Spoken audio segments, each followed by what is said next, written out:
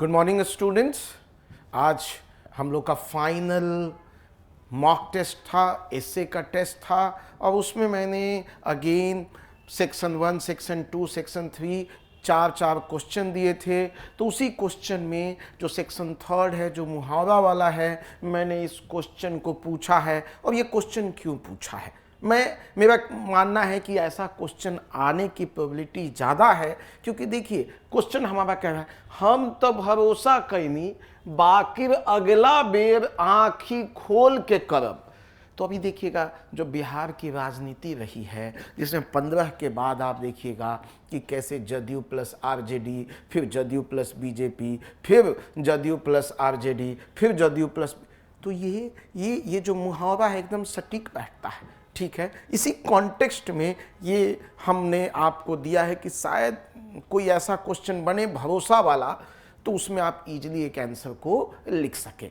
तो आओ हम लोग एक एक करके चीज़ों को समझते हैं। क्वेश्चन कह रहा है, मैंने ऑलवेज कहा है कि सबसे पहले भाई आप इसका अर्थ समझाओ। अर्थ समझाना बहुत ही इम्पॉर्टेंट है, और अर्थ समझाने के लिए हमने सिंपली कहा है कि भाई इसको पार्ट्स में तोड़ दो और उसको अलग अलग उसका इंटरप्रिटेशन ड्रॉ करो। तो आओ एक एक करके देखते हैं। तो देखें, हम तो भरोसा कैनी, एक पार्ट ये हो सकता है और दूसरा पार्ट ये है जिसमें कह रहा है कि बाकिर अगला बेर आँख खोल के करब। तो एक एक करके बात समझते हैं। तो कह रहा है कि हम तो भरोसा कर, इसका मतलब वो किस चीज़ की बात कर रहा है? तो इसका मतलब कि वो ट्रस्ट की बात कर रहा है, वो भरोसा की बात कर रहा है कि हमने पहली बार, फर्स्ट टाइम हमने आप पे तो ट्रस्ट किया। ट्रस्ट कब? पहली बार। फिर इसको हम और किस कॉन्टेक्स्ट में, मतलब हम आप पे बहुत बिलीव करते थे। ठीक है, इसका मतलब हम आप पे ब्लाइंड फेथ था, एकदम अंधभक्ति थी आपकी। ठीक है, हम उस कॉन्टेक्स्ट में भी देख सकते हैं। ठीक है, तो कह रहा हम तो भरोसा के नहीं, मतलब हम आप पे ट्रस्ट था, पहली बार में हमें आप पे भरोसा किया और ट्रस्ट बहुत मजबूत था। लेकिन यहां से यहां के बीच में कुछ हुआ। क्या हुआ? ट्रस्ट, भरोसा क्या हुआ? ब्रेक हुआ। भरोसा क्या हुआ? ब्रेक हुआ। और फिर हमने ये स्टेटमेंट में किया कि बाकिर अगला बार आंखी खोल के करब। इसका मतलब है यहां पे कि पहली बार तो मैंने आप पे ट्रस्ट किया, आप पे ब्लाइंड फेथ किया, लेकिन मुझे क्या मिला? मुझे धोखा मिला। और इसलिए मैं अगली बार, नेक्स्ट टाइम क्या करूंगा? जब आप पे ट्रस्ट करूंगा तो आंख खोल के ट्रस्ट, आंखी खोल के करब। मतलब मैं अब क्या करूंगा? आपको ट्रस्ट करने से पहले मैं क्या करूंगा? मैं क्रिटिकल एनालिसिस करूंगा। मैं क्या करूंगा? इंफॉर्मेशन को वेरीफाई करूंगा। मैं क्या करूंगा? अपनी अवेयरनेस में डिसीजन लूंगा। इसका मतलब जब नेक्स्ट टाइम मैं आप पे ट्रस्ट करूंगा, आप पे भरोसा करूंगा, तो मैं ऐसे ही आपकी चिकनी चुपड़ी बातों में आके भरोसा नहीं करूंगा, बल्कि जो आप कह रहे हैं मैं उन सब चीज़ की वेरीफाई करूंगा, अवेयरनेस में अपने लूंगा, मतलब अपने आप को एजुकेट करूंगा, क्रिटिकल उसकी एनालिसिस करूंगा, and then only I will take क्या? डिसीजन।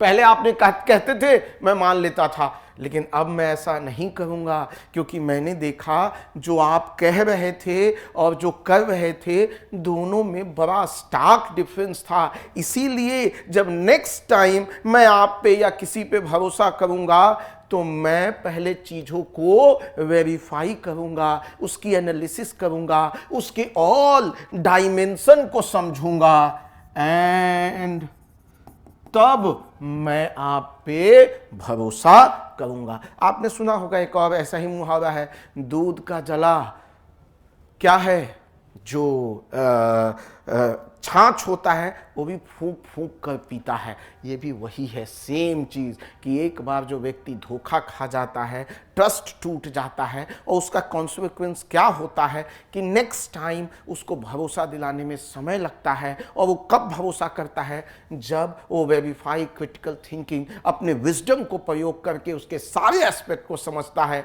एंड देन वो कॉल लेता है। क्लियर है? तो आप इन बातों को लिख सकते हैं। इसका मतलब कि ओवरऑल ये क्या कह रहा है, ओवरऑल ये क्या कह रहा है, ये ओवरऑल कह रहा है लर्निंग फ्रॉम मिस्टेक। जो पहले हमसे आंख बंद करके जो मैंने आप पे भरोसा कर लिया और आपने मुझे जो धोखा दिया, तो अब मेरी लर्निंग ये हो गई है कि अब मैं लर्न कर रहा हूं अपनी पास्ट एक्सपीरियंसेस से, पास्ट मिस्टेक से, and now I will take decision only कब, जब इंफॉर्मेशन को वेरीफाई करूंगा, उसकी एनालिसिस करूंगा, उसकी थिंकिंग करूंगा, उसके डायमेंशन को समझूंगा, उसके कॉन्सिक्वेंसेस को समझूंगा and then I will make decision. Hope इससे आप I1 एक पैराग्राफ जरूर लिख लेंगे। क्लियर है? आइए आगे बढ़ते हैं। अब देखिए आज ये किस कॉन्टेक्स्ट में बात कर रहे हैं। आज हमारा पूरी दुनिया में, भारत में ऐसा क्या हो गया, ऐसा क्या हो गया, ऐसा करंट अफेयर में क्या चल रहा है कि ये क्वेश्चन हमसे आप पूछ रहे हैं। मैं इनका बैकग्राउंड क्या दूं? तो आप देख सकते हैं, अभी आपने देखा अलग अलग पॉलिटिकल पार्टी का क्या करना, अलग अलग पार्टी से क्या कोलिशन बनाना, और वहां देखा कभी सेम पार्टी जिसको गाली दे रही थी उसी के साथ आ जाती है। तो पब्लिक भी आजकल क्या कर रही है, समझदार हो गई है, सबक सिखाती है। तो आप बिहार का एग्जाम्पल देख सकते हैं, आप दिल्ली में आप पार्टी का आप हाल देख सकते हैं कि जिसको इतना ब्रूट मेजोरिटी मिला, दूसरी बार में, तीसरी बार में वो पार्टी को कितने बुरी तरीके से हराया। फिर और आप क्या देख सकते हैं बैकग्राउंड, तो मिस इन्फॉर्मेशन, व्हाट्सएप स्कूल, क्या हो रहा है व्हाट्सएप स्कूल में, लोग अपने अपने अनुसार इंफॉर्मेशन डाल रहे हैं। अब पता ही नहीं चल रहा असली इंफॉर्मेशन कौन है। आप देखे होंगे डीप फेक, ठीक है, आप ही की वीडियो बना देंगे, आप हैं भी नहीं, आपकी कोई अश्लील वीडियो बना के पब्लिक डोमेन में डाल देंगे। आपने कोई शब्द कहा नहीं है लेकिन आपको उसमें जोर देंगे आर्टिफिशियल इंटेलिजेंस मिलाकर और आपकी वीडियो को रिलीज कर देंगे। तो कह रहा है ये सारी चीजें क्या आप बैकग्राउंड आप देखिए, और क्या बैकग्राउंड में आप सोच सकते हैं, पोंजी स्कीम, सहारा फ्रॉड, आए दिन साइबर क्राइम, आप ये अवार्ड जीत गए हैं, आप ऐसा जीत गए हैं, ये लोन हो गया है, ऐसा हो गया है, अलग अलग पोंजी स्कीम, 1 रुपया दीजिए, 5 रुपया दीजिए, 1 रुपया दीजिए, डबल कीजिए, अपने नीचे 3 बनाइए। ये सारा बैकग्राउंड बताता है कि एक बार धोखा खा चुके हैं, अब हमको क्या करना चाहिए, हमको दूसरी बार सारी चीज़ों को जांचने के बाद ही, अपनी मिस्टेक से लर्न करने के बाद ही डिसीजन। तो इतना आप लिख देंगे कॉमा कॉमा करके, I2 भी आपका इजीली हो जाएगा। ठीक है, तो मैं बार बार कह रहा हूं दोस्त, बहुत अच्छा लिखने के चक्कर में बेसिक को भी लूज नहीं करना है। और मैं जब भी अपने क्लास में भी पढ़ाता हूं, मेरा ऑलवेज मानना है कि कुछ नहीं तो कम से कम 60% मार्क्स तो जरूर लेके आइए। और 60% मार्क्स के लिए यदि आप बेसिक को कंट्रोल किए हुए हैं तो आपका आराम से आ जाएगा। अब आइए हम बॉडी की ओर मूव करते हैं, और बॉडी में हम लोग क्या करेंगे, एनालिसिस करेंगे। बट आपको ही पता है इंट्रो और बॉडी के बीच में क्या है, T1 है, ट्रांजिशन लाइन है, जो कि है फ्यूचर कोर्स ऑफ एक्शन। आप क्या क्या, तो मैं यहाँ आगे लिखने जा रहा हूँ क्या क्या पॉलिटिकल, इकोनॉमिकल, सोशल, एडमिनिस्ट्रेटिव, इन सब डायमेंशन को मैं पकड़ूंगा और उस पर एक या दो पैराग्राफ आगे लिखता चला जाऊंगा। ठीक है, तो ये आप बताइएगा T1 में कि in this essay we will discuss on political aspect, economical aspect, सामाजिक एस्पेक्ट, ठीक है, एडमिनिस्ट्रेटिव एस्पेक्ट विथ बहुत सारे उदाहरण। ऐसे करके आप T1 लिख दीजिएगा। आइए बॉडी एनालिसिस करते हैं। बॉडी एनालिसिस में पहला हम पॉलिटिकल देखते हैं। पॉलिटिकल में हम 2-3 एग्जाम्पल लेना चाहते हैं। तो ये B1 आपका हो गया, B1 B2 2 पैराग्राफ भी लिख सकते हैं। तो हम क्या क्या बात कर सकते हैं? एक, रिसेंट डिफीट ऑफ क्या, अलग अलग पॉलिटिकल पार्टीज। ठीक है, आप एग्जाम्पल में दिल्ली का इलेक्शन ले सकते हैं कि पहले, अब अगेन किसी केजरीवाल साहब का नाम नहीं लिखना है, आपको यहां बताना है कि कैसे उनकी पहले करिश्मा पे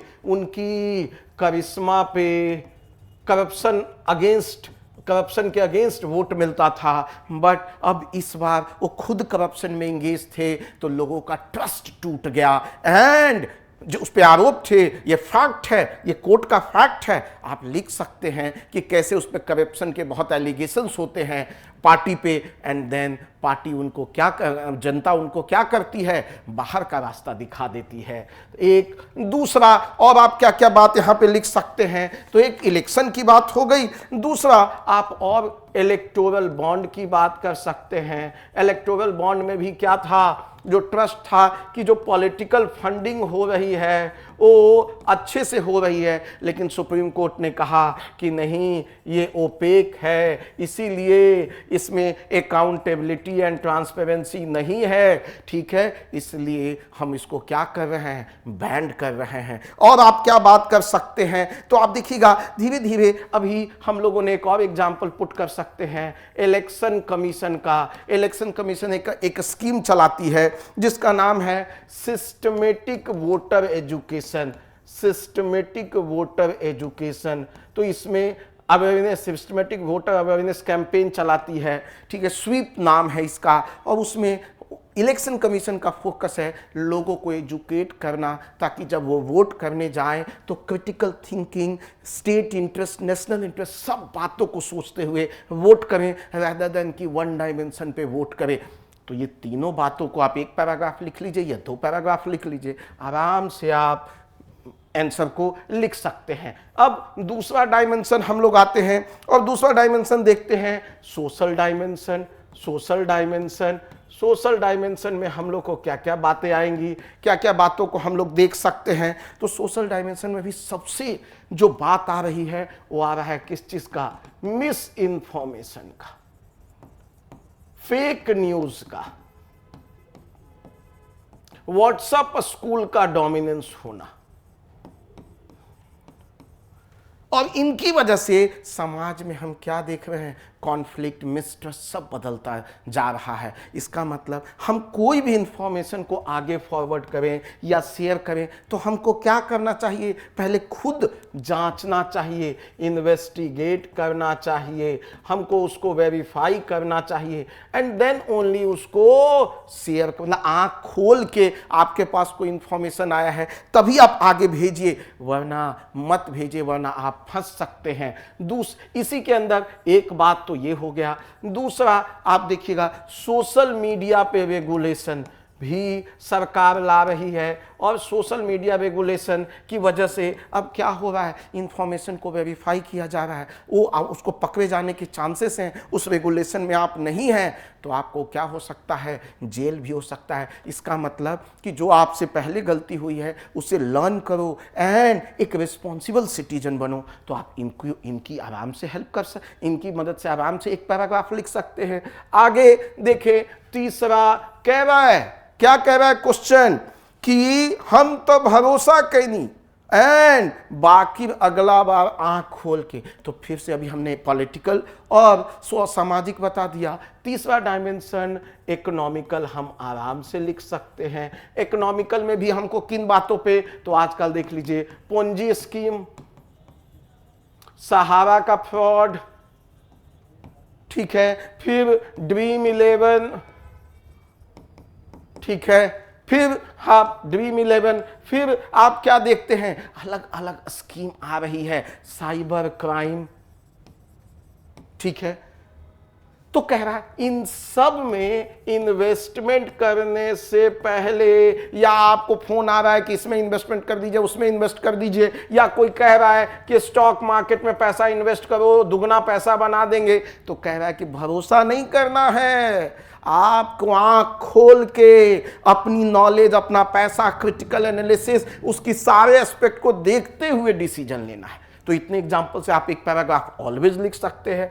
आगे बढ़ते हैं, चौथा डायमेंशन बड़ा इंटरेस्टिंग है, जिसमें हम कहते हैं कि एडमिनिस्ट्रेशन में एडमिनिस्ट्रेटिव डायमेंशन, इसमें भी हम लोग क्या देखते थे कि पहले पैसा, राजीव गांधी का स्टेटमेंट है, राजीव गांधी जी का स्टेटमेंट है कि 1 रुपया चलता था तो 10 पैसा आम आदमी के पास पहुंचता था।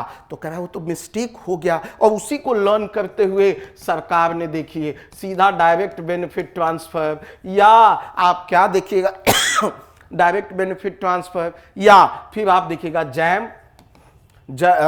हम लोग क्या कह रहे हैं, अकाउंट, आधार, मोबाइल, तीनों को एक जगह लेके आ रहे हैं, ठीक है। हम सब्सिडी अब सीधा नहीं दे रहे हैं, बट अकाउंट में पैसों को डाल रहे हैं। तो इन सब की वजह से एडमिनिस्ट्रेशन भी क्या आंख खोल करके उन्हीं के अकाउंट में पैसा भेज रही है जो रियल बेनिफिशियरी हैं। तो आप इस बात को भी लिख सकते हैं। तो देखिए आपने जीएस के नॉलेज को यूज करके इसको कितना मल्टी डायमेंशनल इससे बना दिया। और आपको डायमेंशन पकड़ना है तो पकड़िए भाई, आप इंटरनेशनल रिलेशन पे देख लीजिए, इंटरनेशनल रिलेशन में देख लीजिए, इंटरनेशनल रिलेशन में इंडिया एंड चाइना का रिलेशन आपने देखिएगा, हिंदी चीनी भाई भाई, हिंदी चीनी भाई भाई, हम ये बात कर रहे थे 90s 50s and 1960s early में, लेकिन फिर चाइना क्या करता है, हम पे अटैक करता है। और रिसेंट भी गलवान वैली केस होता है। तो इसका मतलब समझ में हमको लर्निंग आ जाना चाहिए कि शांति का जो मार्ग है वो मिलिट्री प्रिपेयर्डनेस से ही आती है। और यदि मिलिट्री आपकी प्रिपेयर्ड है तो आप पिछला जो गलती है, अपना जो जमीन अक्साई चीन आपने दे दिया, वो अब आप नहीं गलती करेंगे, क्योंकि आपकी भी मिलिट्री तैयार थी। इसलिए गलवान वैली वहीं पे हमने उनको रोक दिया, लद्दाख में हमारी फौजें सामने खड़ी थी। आप लिख सकते हैं, मोर देन एनफ है। तो 5 डायमेंशन से आप 7-8 पैराग्राफ आराम से लिख सकते हैं। आप चाहें तो लास्ट में पर्सनल पे भी, ठीक है, पर्सनल लेवल पे भी इस बात को लिख सकते हैं कि किसी पे भरोसा ऐसे नहीं करना है। ये सारी चीज़ों को जांच पड़ताल करके आप अपनी बातों को लिख सकते हैं। और कंक्लूजन में आप इसी चीज़ को बताएंगे, कंक्लूजन में, कि आपका जो ये रास्ता है इसके लिए क्या है, गवर्नमेंट भी इनिशिएटिव ले रही है, 2-3 स्कीम लिख दीजिएगा। प्लस ये ओवरऑल ऑब्जेक्टिव क्या है कि जो आपने पहली बार इनोसेंस में गलती करके ट्रस्ट कर लिया, अब आपको क्या बनना है, अवेयरनेस लाना है, आपको क्रिटिकल थिंकिंग लाना है, आपको अपने विजडम का प्रयोग करना है, एंड इन सब का प्रयोग करके वेरीफाई, इन्वेस्टिगेट करते हुए आपको ट्रुथ तक पहुंचना है, और ट्रुथ से आप फाइनल डिसीजन ले सकते हैं। यही बात आपको बताना होगा।